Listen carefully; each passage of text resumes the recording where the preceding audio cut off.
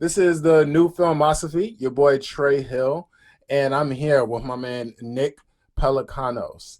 And today we're going to be talking about a film that he was able to be one of the directors in. That's DC Noir. So give it up for my man Nick Pelicanos. Yeah, man. How you doing today, boss? I'm blessed, man. I'm happy to be here with you, you know what I mean? Like I said, Mm-hmm. this with everything going on, the first thing we got to do is, give thanks for life, health, and strength, you know?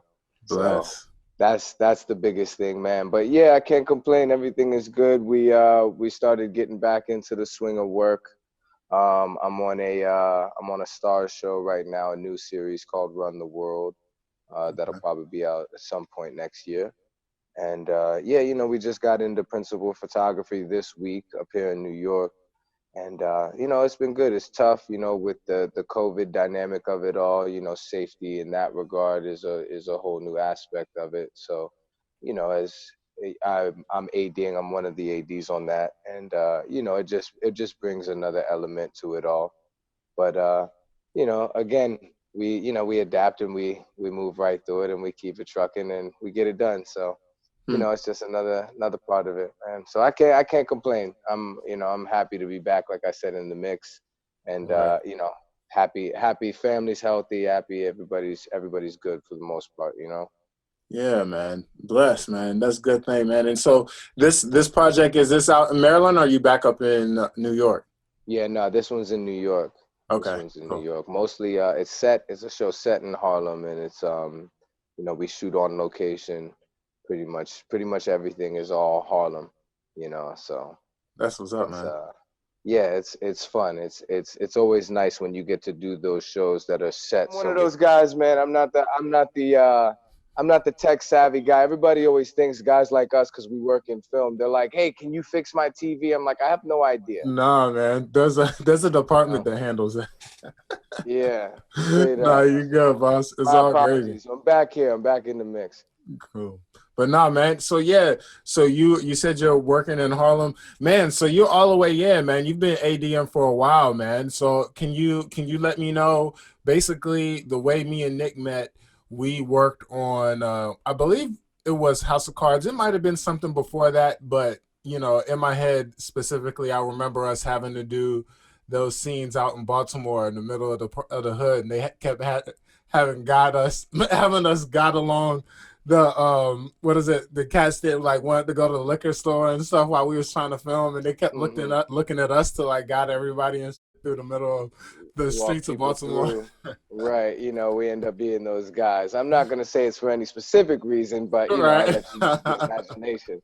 But yeah, that definitely, I think that was, where we at least got to really rock out for extensive amount of time on set was on House of Cards. Hmm. And yeah, that was a fun set. We both, I think we both can say we love that Maryland crew, that DC Maryland crew, and Yeah, it's for real. always fun working there, and that's home for me. I'm a Silver Spring, Maryland guy. All right. That's where I Moco. was raised. Yep, exactly. But Baltimore always, in terms of film, always will feel like home for me, and just being able to do anything at home is always so much fun, man. You Yeah, know. yeah. But yeah, that was what, man. Shit, that must have been 6, 7 years ago now. Yeah, man. Feels like it was just the other day we were running around green little PAs, Right. walking people to liquor stores. Right. Yeah, you know, Good Lord, man. Good old days, man. Well, yeah, nah, man. Like, you're still blessed, man. I mean, I know we both got so much going on, and I love listening. I just love watching our trajectories. When I'm seeing all my cats out here winning, we don't get to catch up. A day turns into a month, turns into a year, and I'm just so mhm, proud of everything watching you got going on from directing to ADing. And I'm just wondering, man. So basically, appreciate it. after House of Cards, you went on. I'm assuming that you joined the DGA. You also directed DC Noir. Can you let us in on just kind of your growth, man? What kind of brought you up to the project that you're ADing right now? Yeah, well, like you said, after House of Cards, you kept rocking out as a PA, and as you know, and I'll let the world know, you to become an assistant director, you got to get 600 days on set as a production assistant. Yeah, you man. know. And for me, it was just always something I loved. I loved, you know, the idea of running a crew and maintaining a schedule and, you know, keeping the ship sailing. So for me, I think I once I kind of got into the world, I always felt like, you know, this is for me, the AD department. And you know, I just kept rocking from after Baltimore. I ended up traveling a little bit. I ended up in Cleveland for a while. I did Captain America 2 with them on that unit out there. I ended up in Detroit for a little bit. I played out there. And then I found myself in New York with some of those same guys from House of Cards. Um, you know, and once I went up, it's so busy up here, man, that, Right. you know, I came up and it just didn't stop, you know. So was Hmm. PAing up here for probably another 3 years, and then actually my dad and David Simon, you know, that Wire family, Hmm. they got a show. They got the Deuce up here in New York, and at that point, I had pretty much finished my days right when they were about to start, and you know, they gave me an opportunity as an additional second AD. You know, nepotism, you can say, is a thing in this business for sure. But when it comes to that crew over there, they don't mess around, man. Like, it wasn't a thing where they were just gonna throw me in the spot. They said, nope. You know, it's back to the bottom of the barrel again. You know, you got an additional AD before you're actually getting the opportunity to get that staff position and run your own crew. You know, Right. so I definitely learned a lot, you know, as a PA, and got me ready to and felt confident in ADing. And then I really felt like that was the AD school that I went through, being that additional AD on set. I got to work with some really great people, some really good ADs that got to show me, because it's just, there's a difference when you take that jump. You know, you just have, you're involved in more conversations, and you know, you're privy to more things, so it makes you more prepared, Mm. you know, for when you are in the position. And like I said, I was just around some really good people that you know, took the time to really show me, you know, how to do it right. And yeah, I've done a couple of things. I just did I AD'd a feature that just came out on HBO Max called Charm City Kings. Word. That was set and shot in Baltimore, about the dirt bike crews, the 12 o'clock boys out there.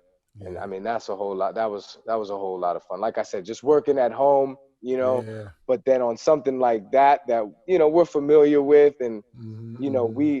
we take some pride in too, because we know what it means for us, you know, in our community there, and what those bikes represent for us, you know. So that was a lot of fun. I felt really blessed to do that. You know, Angel Soto directed that, and he did a great job with that. I mean, all the way around, you know, it was just, that was a lot of fun. Nice. So, you know, I'm at the point now, man, where I feel really blessed, because I go to work every day, and I really do love what I do, you know. And it's like, and when you get to that point, it's now you're in summer camp. You're not really going to work anymore, you know. Yeah, man. Nah, that's blessed, man. The energy you always kept around yourself, man, and just your work ethic, it's so encouraging and also not surprising, to see that you've carved out not just your achievements, but like you say, you wake up in the morning and you enjoy your day, like that. There's to have the audacity to be able to manifest your life and work hard for it, man, and sacrifice for it, man. That's so dope, so beautiful to hear, man. No, well, I appreciate it, man. Yeah, like you said, I definitely feel blessed, you know. And it also comes with, yes, having good people over top of you, good people in front of you, but it also helps having good people next to you, you know. And just Hell cats yeah. like you and I, you know what I mean? Just being able, like you said, we don't get to talk all the time, but when we do, we know there's no love lost, you know. And it's like, Right. just that support, you know what I Hmm. mean? And me seeing you doing all of your projects and all your films, you know, that gives me the motivation to be like, yep, yeah, we're doing this right now. It's definitely our time. We got this. Time to go, Yeah, so you know? No yeah, time to man. idle. Yeah, Yeah, exactly, man. man. Exactly. Now, it's just so dope, man. Because I've had a couple of people, different people on that I've PA'd with, or you know, been assistants with, and now you know that we've been able to knock out directing. Some people have gone to, you know, one of them went to USC, so we're able to compare our film school um, Mm, experiences. Then somebody that went on to AD.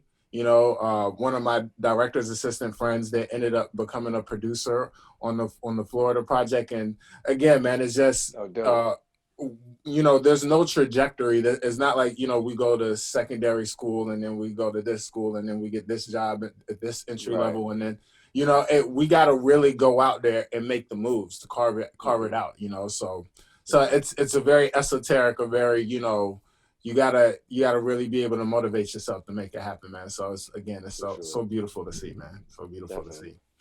But we got a couple of chores that we do here. Okay. First thing I want to ask you is, there's no wrong answer. What is your filmosophy? What is my philosophy? In what sense? So, and whatever comes to mind now, I named the show the new filmosophy just because I felt like my filmosophy is really what this platform is doing. It's just, you know, talking about movies that really impact us, that we felt like really you know, has some sort of indentation on our personality, and then Hmm. we talk about it, you know, with our friends, and you know, and it becomes a communal thing in the experience of watching it and afterwards when we're talking about it. Gotcha. Well, I mean, for me, coming up in a crime drama house, that's always been the side of things. But I think for me, my film that really changed my perspective on film was probably David Fincher's The Game. Um, Nice. and were fortunate enough to work with Fincher on House of Cards, Right, right, and see it in action the days that he was actually working on set and was directing. But I think for me, that film, just being able to correlate this guy who's a fat cat, Wall Street, dude, to these fat cat filmmakers that we work with and that we're trying to become, in a sense. mm-hmm. It's about not not losing your root and not losing what grounds you.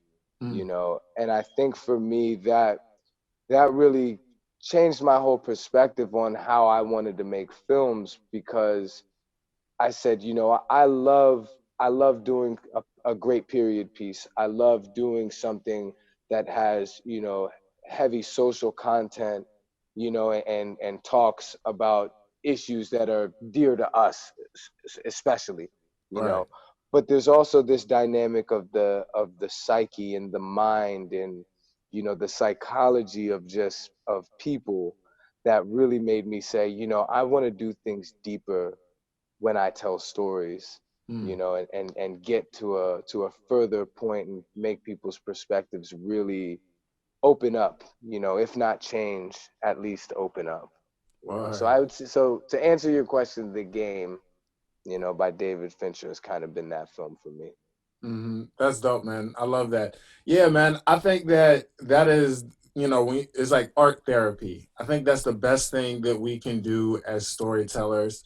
If we're able to tell a story that we feel like we're of service to distribute or display, and it really impact us, and then it can do that same sort of reciprocal energy to the people that watch it, then Hmm. that's a best case scenario, right? You know, Right. it affects them in a positive way, man. So yeah, I love that, Yeah, man. that's the goal, that's the Yeah, that's the end game with all this.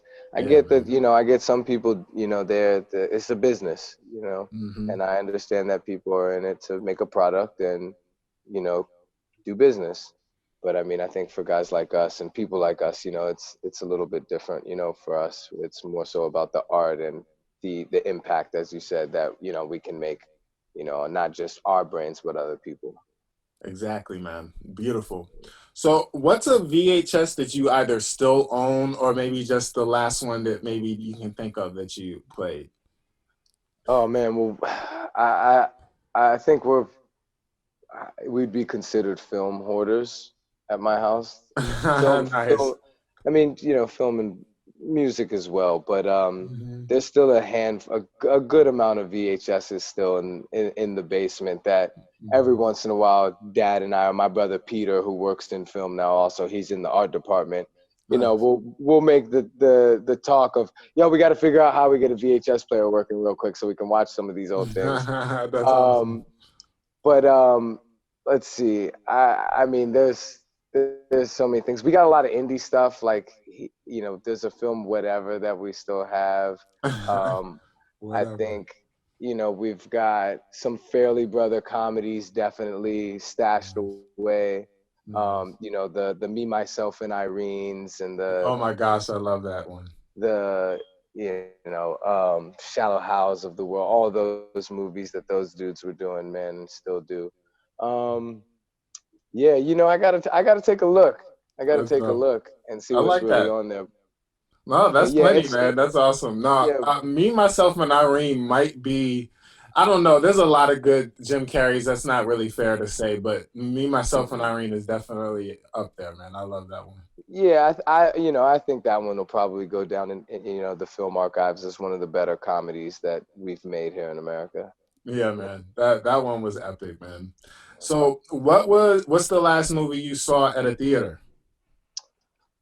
Man, let me ask you, do festivals count? Can I throw a festival in there? Yeah, Or do, yeah. or do we or do we want to say straight up like a Regal theater? I mean, you can do both. All right, we'll go both. So the last thing I saw at a festival was Just Mercy, Michael B. That's mercy. Jordan, Jamie Foxx. Um, Yes, yes, yes. How was that? yeah, it was really good, man. And I'm not gonna lie to you, it was kind of tough sitting in a festival in a room full of predominantly white people watching Mm, that heavy black story and me sitting there right. crying my eyes out the whole time. Oh my You know, gosh, I'm yeah. sure they were too, but I wasn't trying to let them see me cry. You Right, know what I yeah, mean? that's all. Yeah, you just don't I want to left see before the the shaking. I Yeah. left before the lights turned off because I wasn't gonna let them see me like that. You Yeah, know? right. You know what I'm saying? Yeah. Let the Yeah, dreads yeah, hang over exactly. your face, you know? Exactly. That's dope. Yeah, man, but that was a great film. They did an awesome job with that, and I mean, such a powerful story. Obviously, just dealing with death row in the South in the 80s. I mean, Mm, it's not going to get much heavier than that. right. But just really good production all the way around. I think the last film I probably saw in the theaters might have been one of the Marvel films. Man, I hate to say it. Mm. Not that I don't love a good action film, but I want to give you something deep here. You know what I Something mean? meaty, right? Um, Yeah. No, yeah, man, I there's think plenty Gone of comic Girl. book nerds that'll watch this and appreciate you for it. No worries. All right, man. Well, I didn't mean to offend anybody. You know what I mean? If you guys are lining up for the releases, I just, I ain't that guy. I'm sorry, but Yeah, I do man. love some good Marvel stuff, man, for sure. Like, and like I said, working on Captain America, it was really fun. Yeah, Jumping in that man. world. Um, but yeah, I think probably the last like good drama I saw, maybe it might have been Gone Girl. I feel Oh like, yeah. and that's been a while, man. Yeah, that's I haven't well. been I haven't been to the theater When in you're some making time. the movies, it's hard to watch them, man. I know, man. You're that AD lifestyle, especially in New York, man. It's always the next job, so it's hard to make it into a theater. Yeah, it does get tough at times. People would think, I guess, we get more time in the theater than we actually do. Yeah, People man. also think that we just get all of these networks for free. I mean, Right. the Charm City Kings film came out on HBO Max, and I had a good couple people hitting me up asking me for my HBO account as if they just give me some free thing because I Right. Yeah. worked on the movie. You know what I mean? Yeah, man. I was like, I wish, Yeah, man. yeah, Yeah, man. right. Or like, people casually. I remember in class, people just casually, oh no, I don't have to get it on Amazon. I can get it on free for free. And I'm like, no, don't say that to me. I was like, Right. Yeah, no, I don't worry, I won't pay rent this month. It's all good. You know? Yeah, and look, don't get me wrong. I think we came up in a generation where, we were streaming everything off, music offline and downloading Mm-hmm. LimeWire and all this other stuff. So I Mm-hmm. get it. I get it. Right. But at the same time, now that I'm in the world, man, I like to pay for my music. You know what I Yeah, mean? man. I You like to know, support my you got to pay artists. that good tithes, man. And then Yeah. it's like it's our industry, you know. At the end of the Right. day, you dig. Yeah, So it's like realistically. something's got to turn the lights on, you know. Right. But For sure, um, man. but yeah, man. So now we'll get into DC Noir, and specifically we'll get into the part that you did. I love it, man. I love the fact that you all stuck to the noir look and kind of did it in your own different ways. Now, when he talks about his father, he's talking about the amazing writer George Pelicanos. He was a writer on The Wire, and man, it like I guess you said that this was something that was in the family. You guys grew up watching a lot of crime drama stories with your dad. Hmm. Yeah, for sure.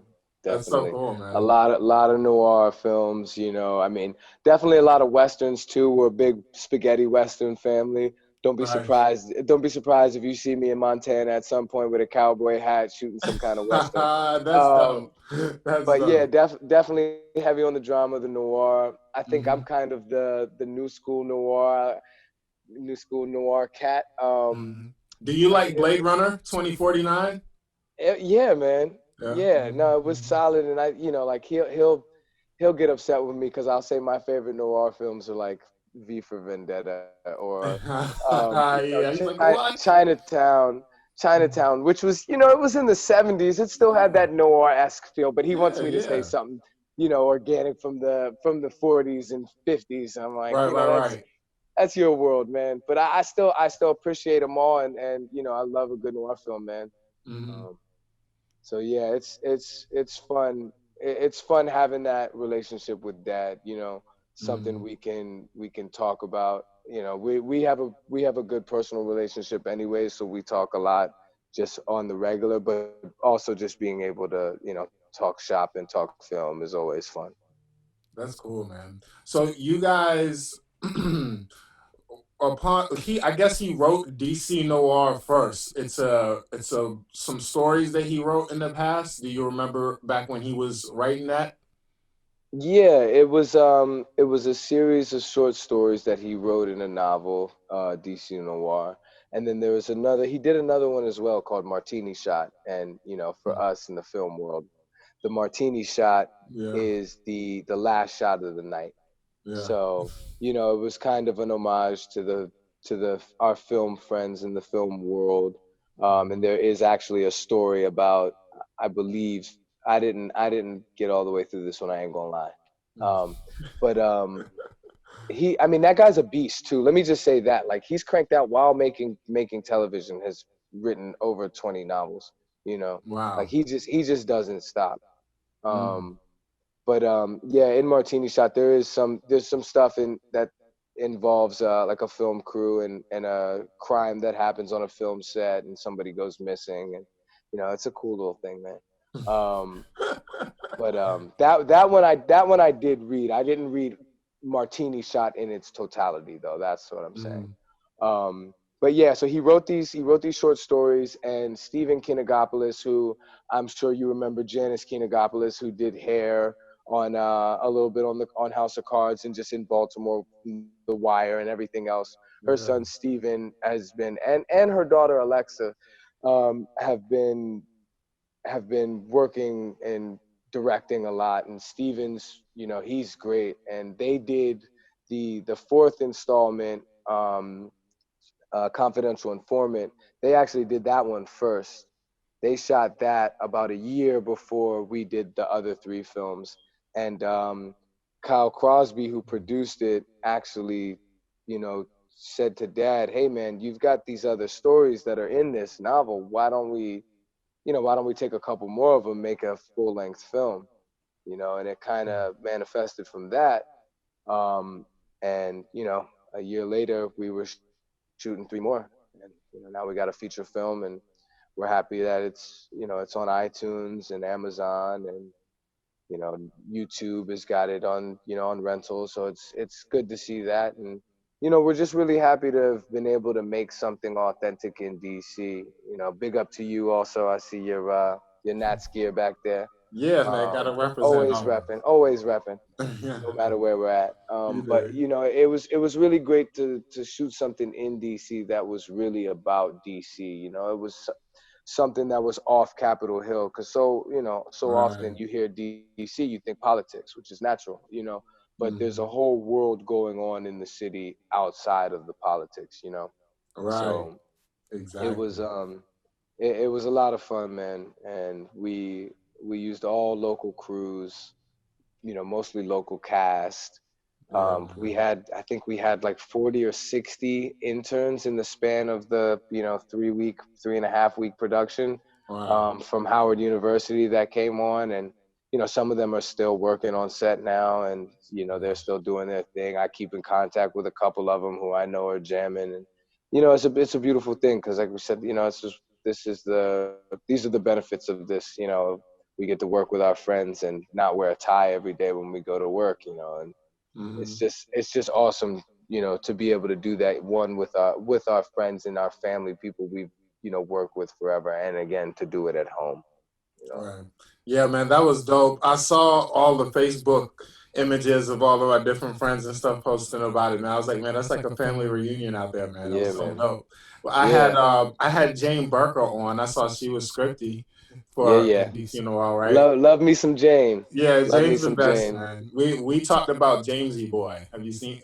Okay, yeah, yeah, yeah. Mhm. Yeah, that Yep. one was shot down there too. So yeah, man. Hmm. Yeah, big ups to the DC fam, and that's so dope that you guys were able to do that for the city because, you know, after the whole what is it, the tax break that Maryland lost, you know, that's Hmm. when, you know, House of Cards, Veep, Yeah, a the lot of stuff, incentives. you know, it's like our wave, you know, kind of came to an end as it tends to do in different parts of the country, unless it's Yeah.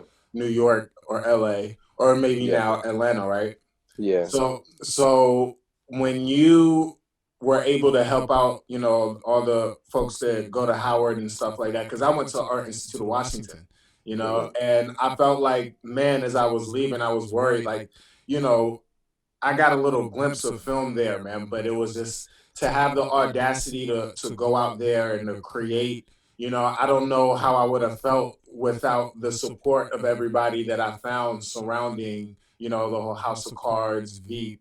You know, Yeah. at the time there were so many things, so many movies coming in and out, Transformers and Jason Bourne and a Right. lot, you know, a lot of those Civil War reenactment movies and stuff a lot in Virginia and stuff. And yeah, that crew was just so priceless, man. That's so Yeah. dope. But Yeah, I mean, I still say that. Sorry, not to cut you. oh no. I still say that. I mean, I think there's something very special about the DC Maryland crew. Mm, Um, we it's just a different kind of like family orientation. I don't know. We mhm. just I think we genuinely love each other, you Yeah, know, man. and that's rare, I think, in a lot of industries, not Mhm. just film. Yeah, man. So it's so real, man. It's so real. We yeah, man. It's like we and that little hot piece that it had at that time, you know, it always felt very fleeting, right? But I think that's just the life we all chose, you know. I don't think we'd have it any other way, honestly. Hmm. So I saw there was a couple of DC guests in there. There was Wale, there was Fat Trell, but I don't know if those weren't in your film, was it? Fat Tro, we threw in mine in Miss Yeah, that's Mary's it. At room, the funeral, right? and yeah, and Mm-hmm. Wale played one of the leads in string music, and Mm-hmm. man, it was so great to have those dudes and just again, like you said, have that support from the city. And you know, I do have to say, like the DC Film Office, the Film Commission, Angie Gates and Herbie Niles were super supportive in anything we Mm. needed, you know, and helping us accomplish the end goal. But yeah, just having those guys, you know, Amwan, Big G Glover, you know, from Backyard Band, who played Slim Mm. Charles on The Wire, you know, Yeah. having him involved, like it makes it that much more authentic, you know. And Mm-hmm. when those guys believe in us, then we feel good and we feel like we can give the city a product that they're gonna be proud of. Right, right. Shout out to the old school shooters outfit, man. The Had t-shirt, my to, homeboy. had That to, was had dope. to. If we're gonna do period correct, man, we got to make sure it's all the way there. Yeah, man, that was dope. That was Ellie, man. That definitely brought me back, man. That's dope. Um, so I guess before we really get into the nitty gritty, is Sasquatch real? Is Sasquatch real? I mean, it depends how many joints I've smoked. It depends on what. It depends on how many joints I've smoked before I answer that question. Man, I don't think so. How can he, right? He would have popped up on us at some point and been like, "Yo, what are you doing to the forest? Like, You get out feel of me? here! I'm knocking down my trees and really bash your head in." You know, but Yo. it's funny. That's one of those me and dad jokes, like just the ganja man jokes. It's Mhm. like, are Yeah. you guys gonna sit around and watch a UFO documentary? Right. Like, no, we might. Actually, we might. Right, man. You you might know? make a believer out of me in the next couple hours, you know? Yeah, man. Yeah, man. I love the idea of Sasquatch just like, man, my backyard over here. I mean, come on. You Right. feel me? Yeah. He's We'll he's see, funny, man. man. No. But no, man. Yeah, you're right. It probably depends on how high I am, depending on when I answer that question, definitely. No, Straight man. up. So your scene, well, just so you guys understand the whole scope of it. So DC Noir is a compilation of four short stories, and there's a couple of characters that intermingle, right? They keep it all Hmm. together, right? Yeah. I loved how that was really creative. I really like that. Yeah, man. And so with with Nick's scene, it starts off, I guess, with the two white boys. What was it, Tim and Pat? And they're Hmm. meeting with Rolo to go make a weed transaction. Correct. Hmm. Right, Yep. right. And this is the early 2000s. And again, I love the production design, man. So it sounds like along with the shirt, there was a little bit of thought when it came to production design of making sure things were is set in that time. Absolutely. Absolutely. I mean, Mhm. that's always and that's something I get from Dad and David Simon, and Nina Noble, who's the other part. Nina's actually, I got to say this real quick. Nina's the part of the team that no one really sees, but Mm, she's the glue to it all. She keeps those two men together. mm, But with them, period correct and technically correct is such a big thing that mm, if we're going to do something, we're going to make sure it's all the way right. So it has to be every aspect of it, from the music to the actual set design, the set dressing, to the wardrobe, just every part of it, hair, makeup, it all has to be there. That's beautiful, man. No, that was a great job. And so, excuse me. So, this is, of course, this weed transaction today wouldn't be that big of a deal at all because weed is legal as hell in DC. It's Yeah, incredible to me. yeah, it's, Yeah, it's I mean, incredible to me. being Have you hung around the city with it being legal now? Oh yeah, yeah, for sure. I've been home, and especially like with pandemic, I was home pretty much the whole time. But Mhm. I try to get that was also part of the reason why I went to New York and not Atlanta. Mhm. Because I was still, 2.5, 3 hours away from mom, for real. Right, right, right. I feel you, man. But yeah, I've been That's back. the I've been hardest part back. with us, especially with having this kid. My wife Yeah. had a small procedure. She's fine, but Okay. Good. Good. the pain afterwards has been really bad. Yeah. Lucky for us, my auntie and my grandma came to visit this week because we haven't slept at all. Like it's been ridiculous. So I Yeah. now, especially that we have a kid, I'm like, yeah, being close to the family is definitely worth it. Definitely. Yeah, man, it's always good to have that support system, and even just being able to go home and get that hug and a home cooked Yeah, meal, man. man. It Mhm. makes the difference, I think. You know. Um, Definitely. That's dope, man. I mean, so they, of course, they're selling weed, and at a time where it's bad, not now, but at a yeah, time that sorry. is, That's we went to there and I no, you're digress. good. You're good. Yeah, it happens sometimes. It happens sometimes. No, man. So they're in the middle of this weed transaction, and I bet you DC. I wonder how much money DC makes off of it being legal versus when it was illegal. That's what I was thinking when I was watching this. Yeah, I mean the because there are dispensaries, and people go into the shops and they can get medicinal. It's all taxed and everything else. The city's got to be making a good amount of money off of it. Yeah, You know. yeah. I would hope so, man. Yeah, man. It's so it's amazing watching this just again, it really interlinked DC because DC versus Maryland versus Virginia, maybe far away we're together, but when you come in close, there's neighborhoods in DC, there's MoCo, there's PG, then there's Nova, North Virginia. So I love how this kind of captured in essence that we all are kind of victim of if you are in this unfortunate lifestyle of illegal activity. I love how at the end we saw that Pat's mom like lived off the Shady Grove station off the Red Line. Like that's all the way at the end in the suburbs, all the way up where I'm from near Germantown, and he is the one that got killed, messing around with these boys that have nothing to lose, you know what I'm saying? Or at Hmm. least apparently less than they have to lose. And you even heard Rolo when they first got into their first when they got into their first issue that he was his Pat's resolution was of course was to listen to his mom, stay out of hot water, get a job. Rolo's resolution was to, man, I need to flip even more. I got to sell even more weed, right? Right.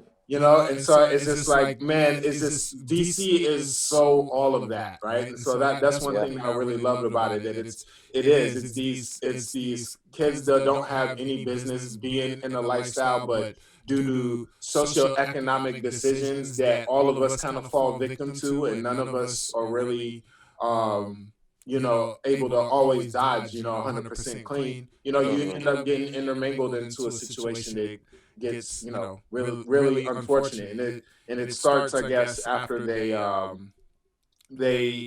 rob the dude, the dude with the dreads. Hmm. That seemed like Fresh. that was Yeah. a fun scene to do, a classic film noir scene. How was that one?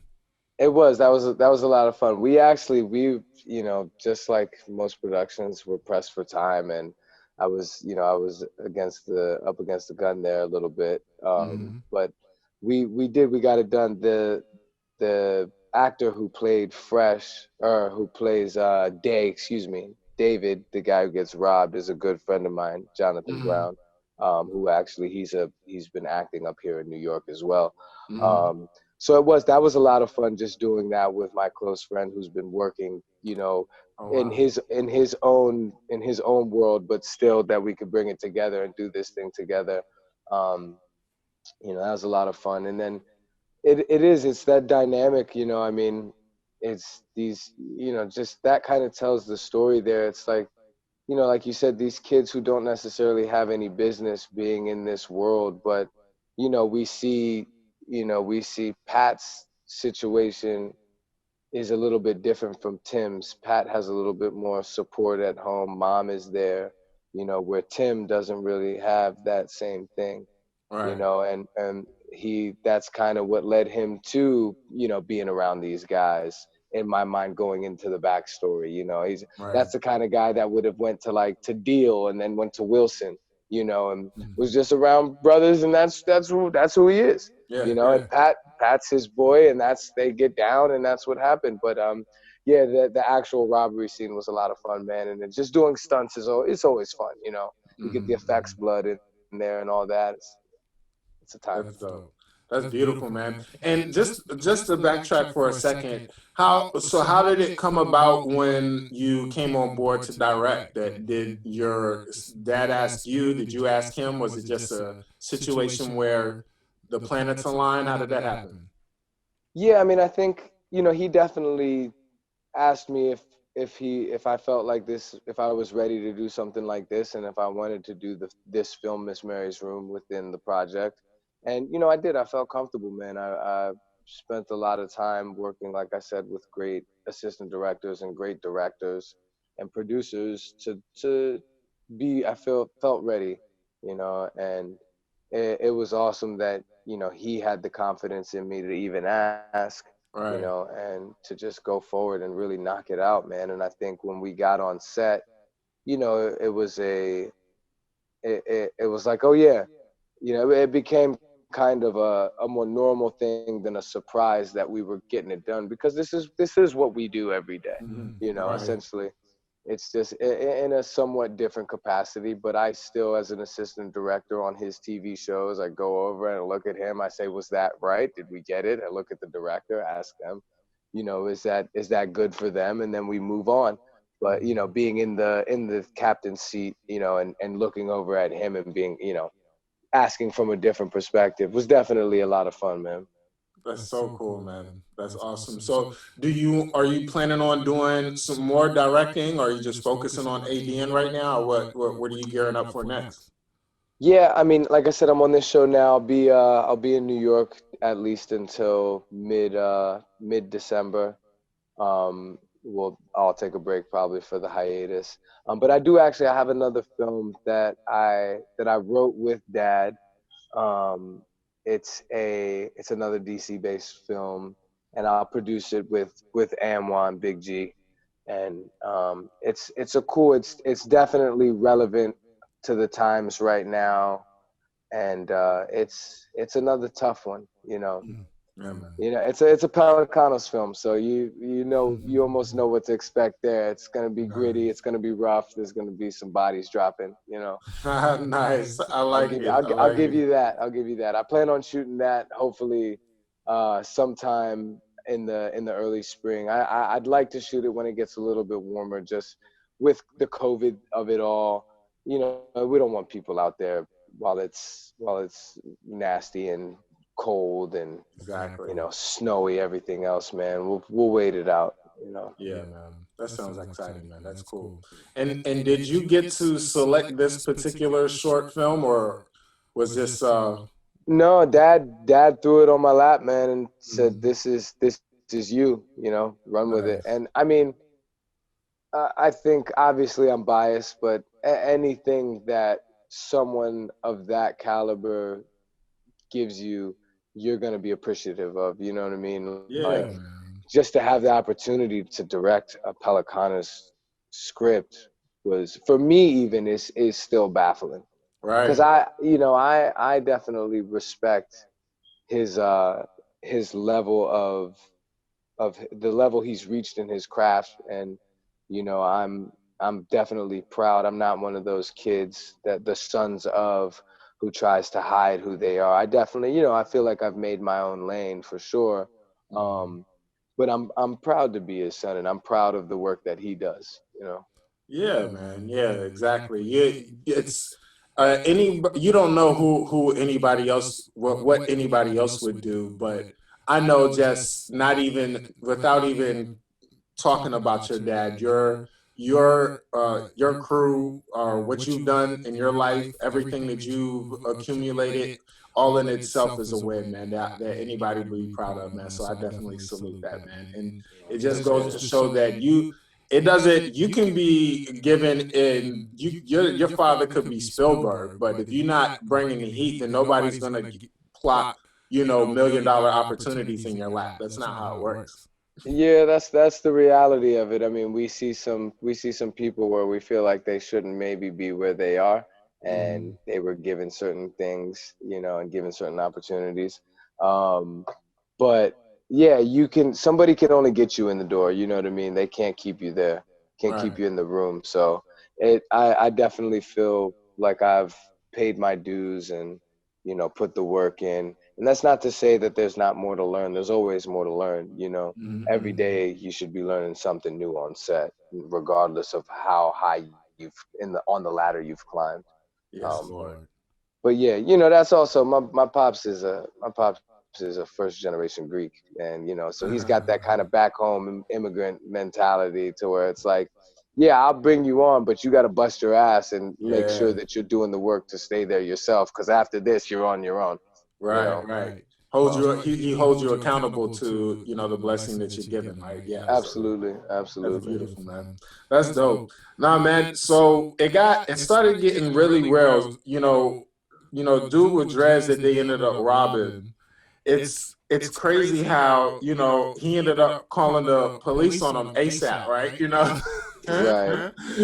But to me, it's like, man, I'm just thinking as a filmmaker and just in general, I'm like, man, you know that somebody has to do it. Everybody acts like they don't, you know, but I'm like, somebody has to, somebody's snitching, somebody's running their Uh-huh. mouth. You know what I'm saying? Right. And at first, the dude looked like you and me. He looked like anybody else, but that's the motherfucker not to do nothing with, bro. He's the snitch.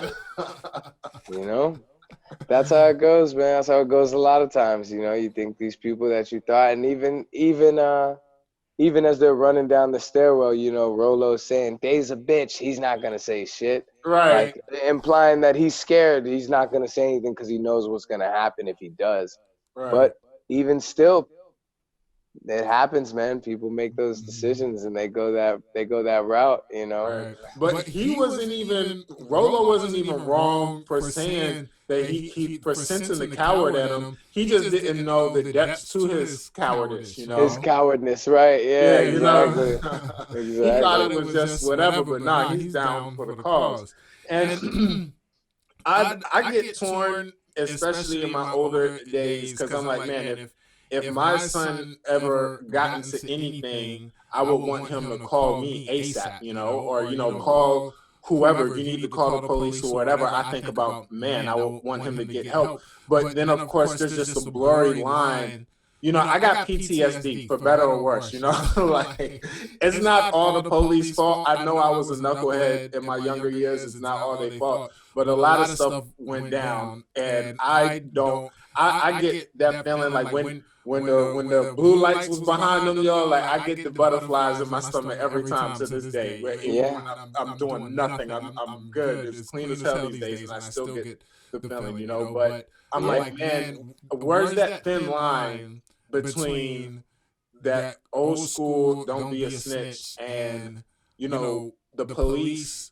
We need to integrate them inside of our lives somehow, you know, so, whether it's them extending their hand or us extending ours or something at the same time. There definitely has to be some sort of interaction, some sort of communication, some sort of trust that we got to build with law enforcement. And I don't know if I know the answer to that question, man. I don't know what you have to say about it as far as how do we bridge that gap from being a snitch to, all right, let's talk with them. Let's, you know, collaborate. Yeah, yeah, it is. I mean, it's a tough one for sure, man. I agree, and it's accountability. I think on both ends. You know, Mm-hmm. I think we hear it right now a lot in politics where people are talking about back in the days when police used to actually walk the beat. You know, and they knew the neighborhoods that they were policing and knew the people in those neighborhoods.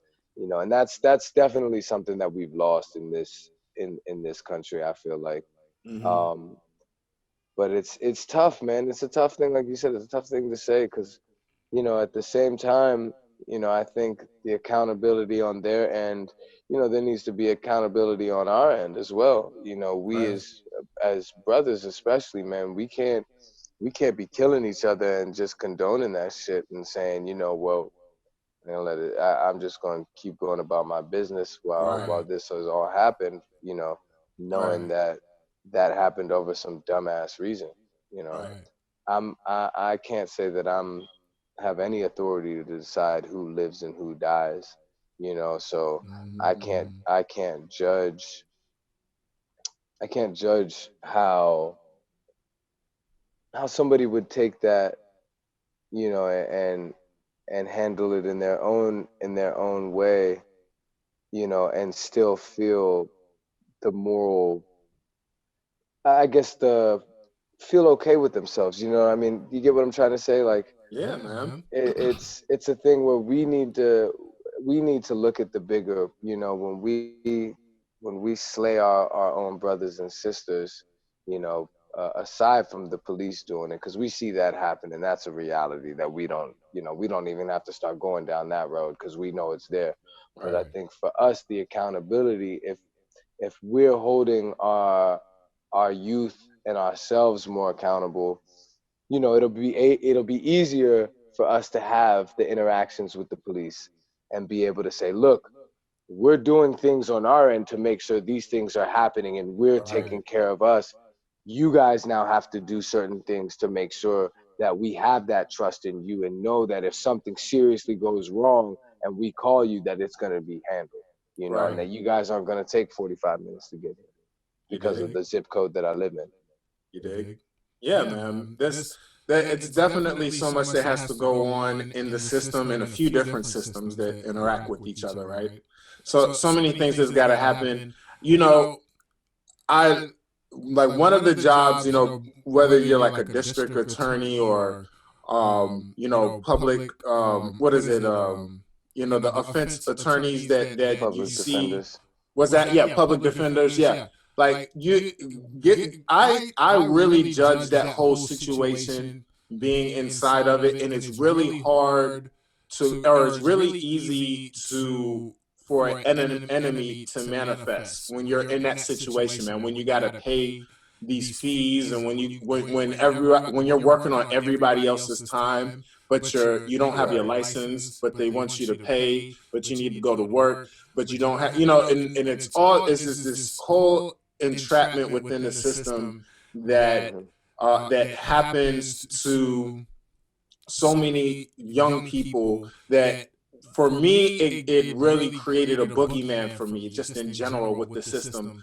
But then when I think about individuals, you know, I think about my coach, Coach Kamak. He was a police officer, my little league football coach. But man, he taught me so many awesome. Mine too, actually. Mine Really? too. Tony See, Langley, yeah, DC see, police isn't that officer. something, man? See, that's the Moco boys for you. See, man, the police department had hella football coaches in the building, Yeah. man.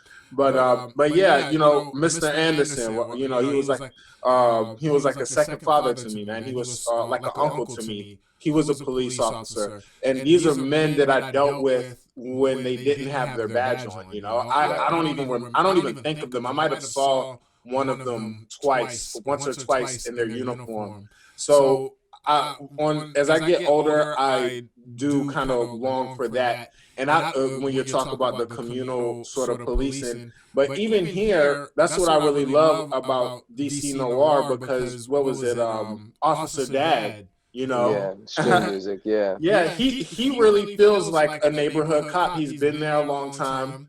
His back hurts, you know, Yeah. which says a whole lot. Just because not only I love how you're keeping up and paying homage to the detective in the classic noirs with him, but also it's really cool, again, talking about this intermingling between ethnicities and the police and black and white. You don't know who's the snitch, you don't know who's the police that's there, that might be there to or do harm versus be able to help. This is a perfect example of an older white cop that you would want him to pull you over, not just because of his bad back, but it's more because you know that what he's there for. He's Right. there to tell you, hey, you know, there's been a couple of robberies in here. Maybe take her inside. He's Hmm. there because he sees a kid getting chased, you know, and wants to Right. find, you know, get the question, or get the questions answered, versus go out there to inflict whatever, you know. And I Wrong or love whatever. how that whole situation, that whole issue was depicted again, because it was just, it was saying so much more, um, based on really, you know, the ethnicities, the fact that it was an older white guy, the fact that it was Pat, this white guy out in Montgomery County, this black dude with the dreads, he's the one that's snitching, you know. Like, I just felt like that there was, I don't know how much you had in mind as a director or as casting, but I just felt like so much of that just was so DC, and it really helped a lot with the story. Yeah. I mean, well, we casted. We did a lot of the casting through Pat Moran up in Baltimore, and Mm-hmm. I actually both of my leads came from New York, um, but it it is. It's so much deeper, man. It's like Mm-hmm. we even what we see on TV and what's depicted in reality. It's like we didn't, I don't think Dad created the J.O. Sanders character, Dr. Dad, as to be the white savior or the white hope. You know, Right, Right, right. right. that's just a normal ass dude that lives in the Yeah, city. You know, exactly. and it is cool, man, because people are so different, and what you expect from somebody isn't necessarily what you're gonna get. you Mm, know. So you got this kid who's putting on a front like he's big and bad, and he ends up calling the cops, and gets smacked in the face with a pistol. And you got this white kid from the suburbs, and you feel like he's probably gonna run his mouth, and in reality, he's holding it down. You he know, kept it he kept it a A buck, buck, yeah, unlike unlike everybody everybody else. You else. know You what know I'm what I'm saying? right. saying? And then he caught it, the unfortunate way, and it Mm, is what it is. And I think Rolo, man, I love that character because he wasn't, in my mind, he never was the antagonist. mm, I feel you. Um, yeah, Nathan Corbett, who played Rolo, was great, and he had these dudes that were towering over him in height, but he was the big man.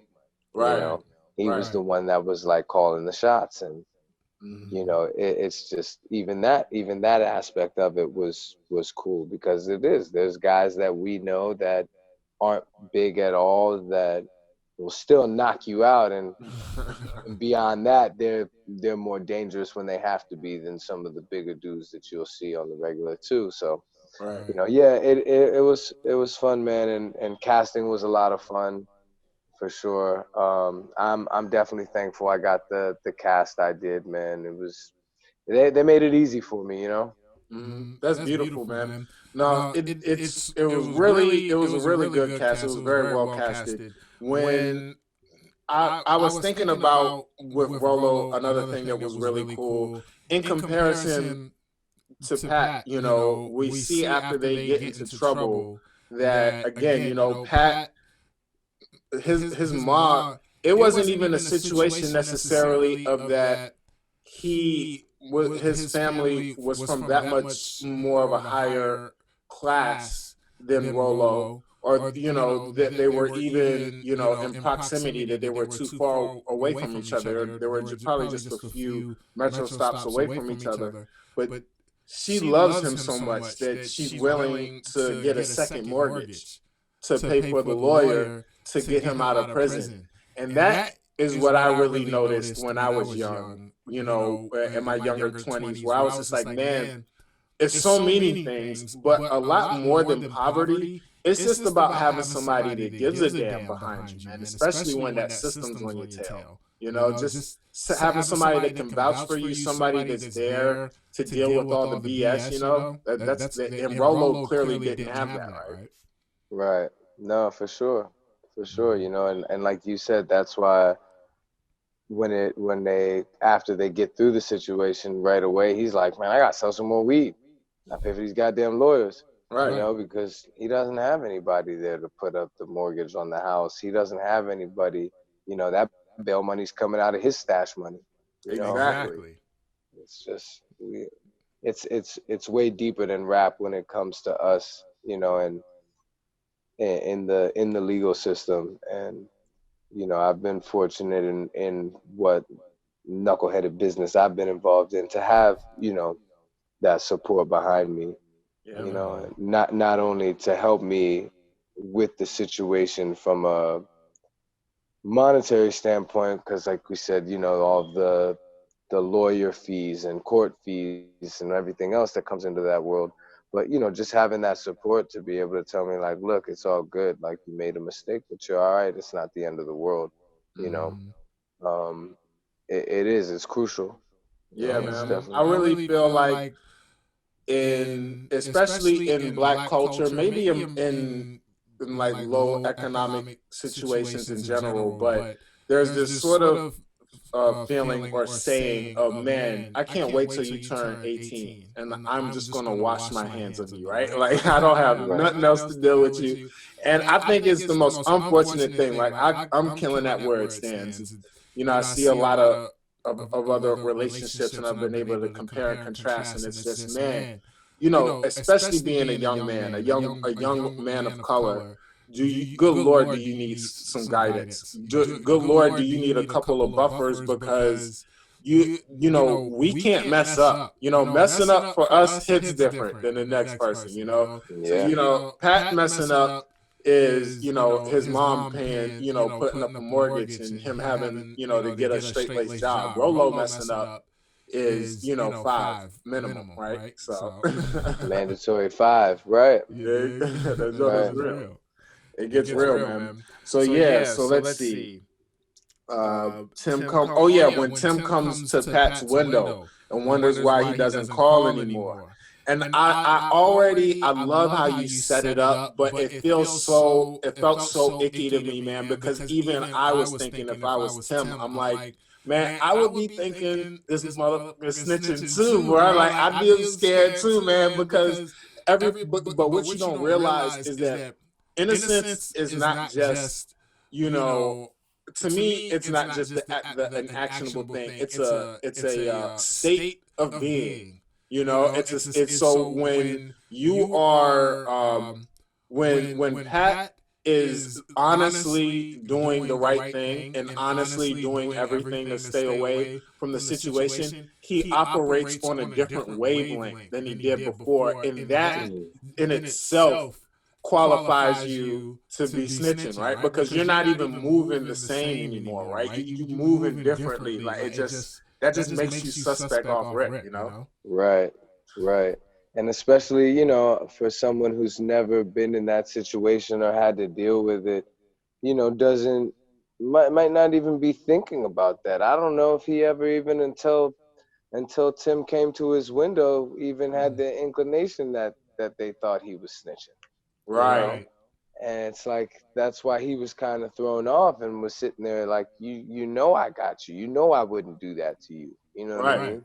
Mm-hmm. Like, but he didn't see the bigger realms of it all to be Mm-hmm. able to say, okay, I know I got to do this, this, and that to show face and make sure I look good for the judge and show that Mm-hmm. I've done these things. Let me make sure these cats know that, like, hey, look, if we're not talking for a while on the phone, I'll Right, come find you somewhere in person so we can, catch up and say what's up. Just know, I'm gonna have to move a little different, but it's all love, family. You know what I right, mean? right. Yeah, It's just, and who's to say that that's a bad thing? I mean, it's probably a good thing that you've never been in that situation or had to deal with that shit before. ain't But that crazy? the unfortunate reality of it is for us, a lot of us have, and a lot of us do go through that. So Mm-hmm. Yeah, yeah, man, man. it's Yeah, it's nice. Most of the time, when you get wise enough to get out of the situation, you're out of the situation. So it's not applicable. But in those moments, that's what it takes. It takes a lot of bad decision making to kind of end up in those places. Unfortunately, I mean, with man, I wanted to say something. Oh yeah, with Pat and him going straight and him deciding to do right. I also and just in saying and just being so matter of fact about not telling. He is so naive to what it is to not have love, to not have support. yeah, I think that that's what also happens when they say, what is it, like, God loves the children and the dumb, something like that. But it's mm, sometimes you can be you if you never not had support. If you've always had that love, then when you tell somebody that I got you, you're going to give them that love that you've experienced. You've never known any other type of love. But when you have been around, like Tim and like Rolo, when you've been around, tough love, when you've been around the absence of, you know how dirty it can get, and you know how somebody can look you in your eye and do something completely different. Yeah. even though it might be them that you might want to get the most love, because they've never experienced it, they're kind of making their own grades just based off of their fear from the way they've grown up, right? Yeah. Yeah, absolutely. I mean, I think you kind of nailed it on the head there. You know, Mm-hmm. it's it's all perspective again, and it's like it's those things, and I think there's so many people that, especially now. I mean, look, we can say that Black culture has always been popular culture, has always been American culture. Mm-hmm. From Definitely. you look back from late 1800s up until up to through the swinging in the Harlem Renaissance and through Motown up until now, we've always been popular culture. I mean, shit, Fats Domino created rock and roll. You know what I Mm-hmm. mean? There you go. Don't talk to me about Elvis. Um, Good Lord.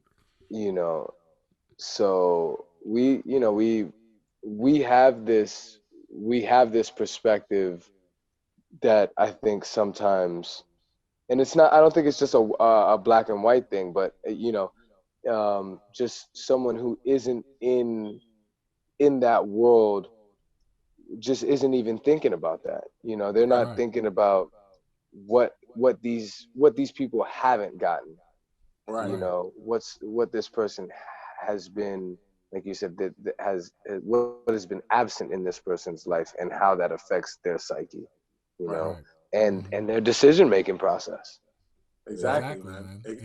Yeah, that paranoia, it can get that real. Like you can be gone. you know, It's a different look somebody has in their eyes, and it's like you could be gone, bro. Like it can happen. You know what I'm saying? It's a totally, different feeling, man. totally, So yeah. So then you talk about the scene, the funeral scene that we saw Fat Trell in, and Tim tries to leave, but then Pat's mother stops him, yeah, and that whole scene felt so icky. Just murderers being at their victims' funerals is always icky, man. That's a rough scene, man.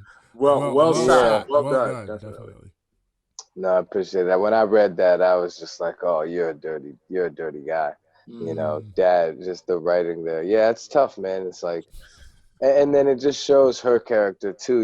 It's like at the end of it all, she's not even asking who did this because she wants revenge for her son. She's begging that no one else gets hurt. Right, right. And it just shows the kind, warm, the loving nature of this woman, and so many mothers. You know. Right. Yeah, man. They just lost their child. And so these things are see, and again, I think what you're talking about with his mother too is just that these aren't black or white issues, especially in the DMV. It's they don't call it Chocolate City anymore. They call it Mocha City now, right? Yeah, something like that. It's looking like but light mocha city, but right. call it what you want. It'll always be chocolate city to us. Exactly, man. Oh man, I still take my wife down the U Street corridor so we can hit up some nice jazz. Like I just like a moth to the flame every time we go. I gotta hit up the right spots, man. Just where it Yeah, still has that essence. for sure. Yeah, man. But yeah. So towards the end now again in the 80s and the 90s, like DC was murder cap. That was that unfortunately is along with all that beautiful go-go and rich outfits and slang and all of that we all learned to know and love. A lot of hip hop artists like Biggie and Pac, a lot of them took a lot of those styles and made it their own. Like, the what is it? The punk funk movements that happened in the early '90s. There Yeah, was so many things happening in the background of a lot of bad stuff. A lot of murders, a lot of drugs. That was like the Rayful Edmonds era around then, and then yeah, I think in the early 2000s, I really that's what I really like about what DC Noir what it really captured to me. It kind of uh, talked about this blending, as the projects get bought up and gentrification people of what is it, a lower income end up moving out to the suburbs, and now people of higher income are moving into the cities, Back in the you know. cities. Right, so so now what we're starting to see is kind of these worlds blend, and the metro is such. I always said that the metro is such a perfect place to really capture the blending of these worlds, because all of the metro stops look the same, but brother, you got to look at the name, because you could be you could be getting off on Shady Grove and you cool, everybody's going to the hospital or we're going to the bank or something, Hmm. but you get off down there like on, near Naylor Road or something, and then Yeah, a whole different place. it's a different place. You know what I'm It's a saying? whole different And place. and I really love how you guys shot that. You got some really beautiful metro shots. Did they? So the city was compliant with all that. You guys were able to film in the metro and all that. Yeah, like I said, I mean the film office and those people, those folks over there, they were super supportive, and Metro was all about it, and they came and they were with us through the whole process. And yeah, they gave us some space in between Metro Center and pretty much like New York Avenue on the Red Line, and they let us do our thing, and it was fun. We got to put some of those people, some of those train riders are the actual MTA workers, which That's what's I always love that. I'm like, look, if we're gonna use people, let's use the real thing. up. But yeah, it was great, man. One thing I am disappointed about, man, with all this construction and building in DC, you don't get that same view from New York Avenue that you used to, I of the know, man. It's Capitol and different. the monuments and everything from up Exactly. Yeah, top man. up It's there. different. But I mean, it's still a lot of fun, man. Just being able to shoot on the metro anytime. Yeah, man. That's beautiful. I remember when I went to the Art Institute of Washington and stealing shots there. It's like, oh, we're students, guys. Yeah, yeah, you can make it out. Here, Right. I gotta readjust real quick. Okay. I'm gonna do a quick shift All just right. to You're good. make Do sure I your don't thing. We lose it. probably got another like 10, 15 minutes or so. So you're good. That's cool. I just want to plug in here I'm getting the signal. Mm-hmm. All right, we're good. So we went from a waist shot. We're gonna go to more of a close up here, if that I works. like it. It's a lot more intimate now. All right, cool. You gotta bring out a tear on the last scene, okay? Checking the gate going tighter. I'll see what I can do. My man, I'll always find the camera motivation. ready, my man. That's it. Cool, man. But no, I really love the final shot of your particular scene.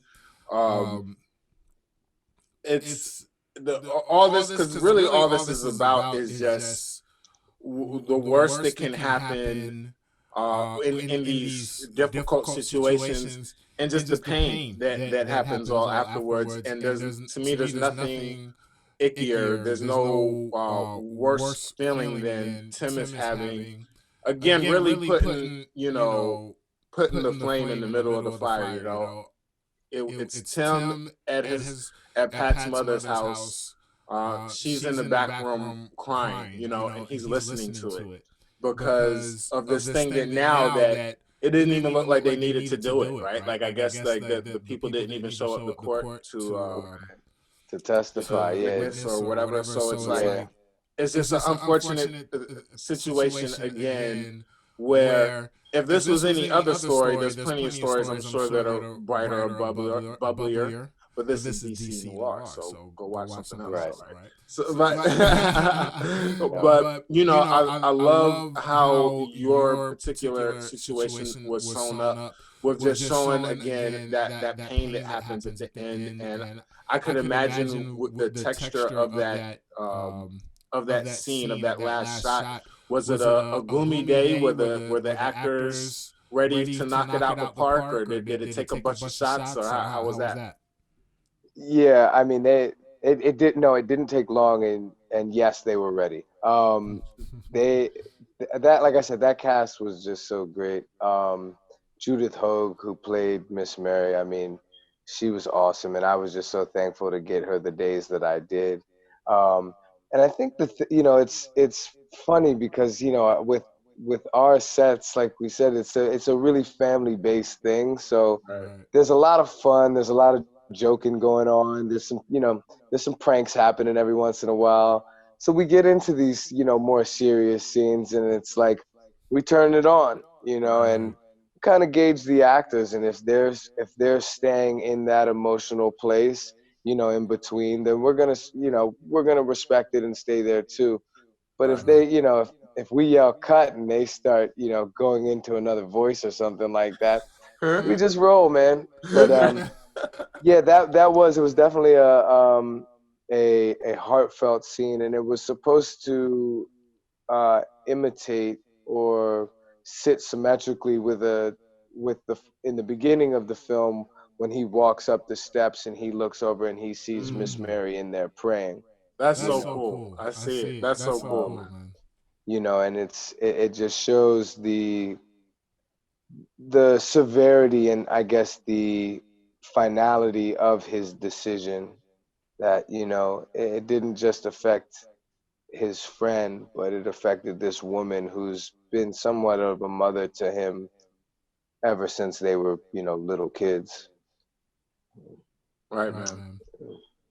That's That's beautiful. beautiful. Not Nah, that that was was great. great. And And also also, I I enjoyed enjoyed the final the the final final video video or or the the final final scene scene with with the the informant. informant. You You know, know, he he tells tells his his dad, dad, you're his like his his dad dad thinks he's thinks a he's a coward. coward His because dad I could could never never make him make him proud, proud. but you're Uh, But you're gonna gonna see see that, that because because I'm an I'm an informant. informant, And and like that like that whole whole entire entire that was that was meaty, meaty, man. man. That That he he had the had the bullets bullets cap cap on. on. mhm, You You saw a saw a lot of lot of the the characters characters from all from the all the other other scenes scenes kind of kind of button button up up things, things, and and yeah, yeah, and and again, again, just just somebody somebody being being placed placed in in this this precarious precarious situation situation out here out in here these in these DC DC streets, streets, like like just just being being somebody somebody of of poverty that poverty that not not really really feeling feeling like like they they have have anything to anything to give, give, all the all the way to way to kind of kind of sacrificing sacrificing themselves, themselves, man. man. So So, I did all of the the directors, did directors, you did you guys guys get get to to talk talk individually? I individually? know I your know your dad dad directed the directed the first first one, one, but but did did all of all you of you guys guys talk talk individually or individually or talk talk together together to to sew sew things things up or up or anything anything like like that? that? yeah, I mean, we all kind of prepped together. We prepped the whole film to outside of the one you're talking about, Confidential Informant, which Stephen Kinagopoulos did. I said, Stephen did his about a year before we all did. Oh, But that's even the That's the one. still, one. Okay. yeah, even still, we kind of spoke collectively and just talked about style. And I think our DP Francisco Bugarelli, he kind of not kind of he definitely helped a lot with maintaining a certain feel and a certain look to the Mhm. film, while still allowing us all to have our own creative and stylistic differences and choices. um, so yeah, there was definitely, we all spoke, and it was a thing where I think we all kind of went into it with the same idea. Essentially, we all looked at it the same way in just terms of how we wanted to shoot it. There was going to be some handheld, and we all like studio mode and putting that camera on the dolly. you know but when it calls for that gritty run and gun handheld, or that sexy moving steady cam, we'll throw it in. um and yeah, I feel like we had a firm idea and a good plan going into it, and we just executed. Cool, Cool, man. man. Did Did any of any you of you get to get to visit visit each each other's other's sets? I sets? I know know that. that. Oh yeah. Yeah, Yeah. Go ahead. Yeah, sorry, not to cut you, but yeah, absolutely. That's the thing. We were all there for each other's films. We shot them consecutively, the three, and Steven, we had to do some pickup stuff for CI, for Confidential Informant, um, and with just creating this bigger thing about it, we did add in a scene or two just to tie it all in. Um, but yeah, we were all there for each other's. I'm soft in the focus. You won't be able to tell, but I'm in the end of String Music when they're playing that last basketball scene. I'm hanging out on the end of the cage back there. yeah. But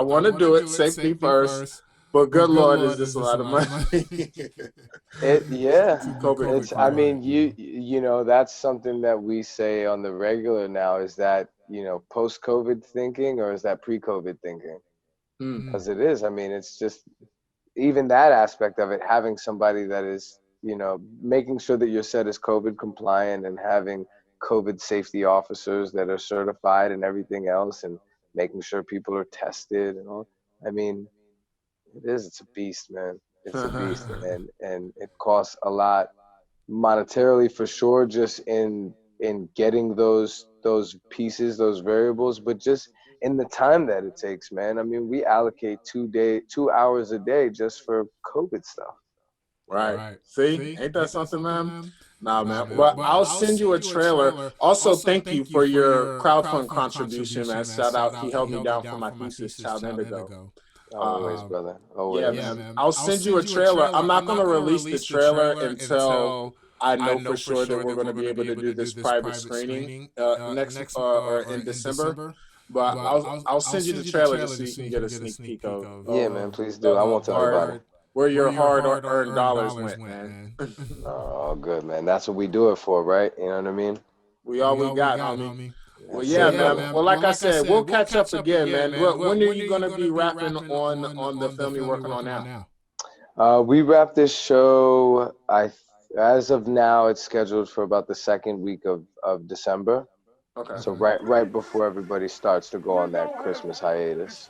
Right. Cool. All right, man. Well, I'll reach out to you, man, during the holidays, man, just to catch up, man. Make sure everything's going well. Please do, man. Let's keep the link and stay connected, bro. Hell yeah. My man, director, first assistant director, Nick Pelicanos, everybody. Thanks so much for your time, boss. Thank you, brother. Good talking to you. Always love. Peace out, guys. Take care, boss. Yeah, man. Love. Find all our content on thenewfilmosophy.com.